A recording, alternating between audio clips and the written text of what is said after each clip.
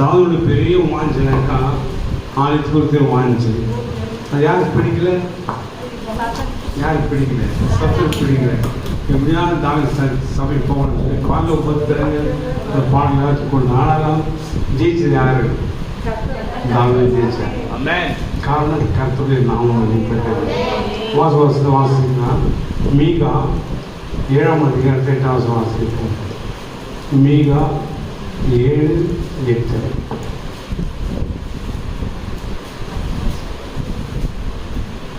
என் சத்துருவே எனக்கு விரோதமாக சந்தோஷப்படாதே.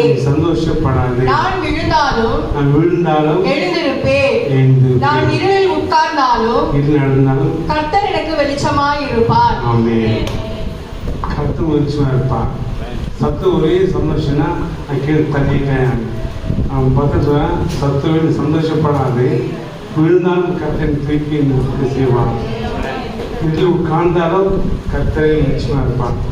வாழ்க்கை எல்லாரும் வாழ்க்கை இருக்கலாம், விபத்தில் இருக்கலாம், மீன் முடியாது இருக்கலாம். ஆனால் கர்த்தருக்கு நிச்சயமா இருப்பான். இது குறித்து எனக்கு கவலைப்படாது. இன்னொருத்தம் வாசிக்கலாம். ஏசாயா 60ஆம் அதிகாரத்தில் 20 வசனம். ஏசாயா 60:20.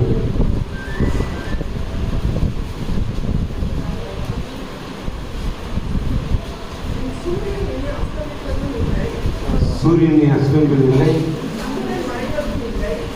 சந்திரன் மறைவதும் இல்லை, கர்த்தரையும் நித்திய வெளிச்சமாக இருப்பார். துக்க நாட்கள் முடிந்தது. ஒரு கர்த்தர் எல்லாமே கர்த்தரையும் நித்திய வெளிச்சமாக இருப்பார்.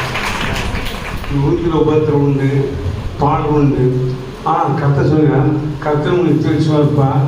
துக்க நாட்கள் முடிந்தது. அதே யோசிக்கணும், விசுவாசிக்கணும். பாஸ்டருக்கு எப்படி நிலைமையா நம்மளுக்கு எப்படி இருக்கும் யோசிக்கலாம். ஒரு பாஸ்டர் ஒரு ஓடினேன் எனக்கு ஆகிட்டு நான் சொன்னேன், கர்த்தர் நன்மையாக செய்வார்.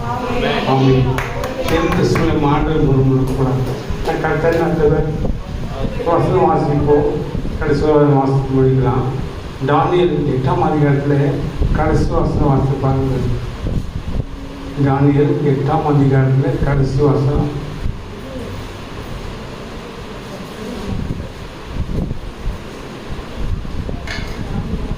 கடைசி